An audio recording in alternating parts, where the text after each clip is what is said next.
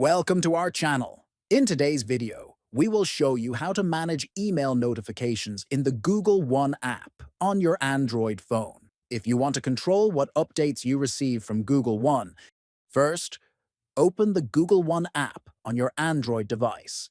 Next, look at the top left corner and tap on the three horizontal lines. Then, in the menu, and tap on Settings. Inside the Settings menu, you will see an option called Manage Email Preferences. Tap on it to proceed.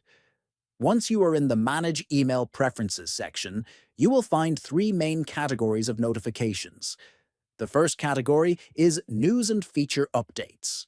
The second category is Benefits and Offers. The third category is Research and Surveys. Next, review each category carefully. You can choose to turn on notifications for any category that interests you by simply toggling the switch to the on position. This way, you will only receive the updates that are important to you and avoid unnecessary emails.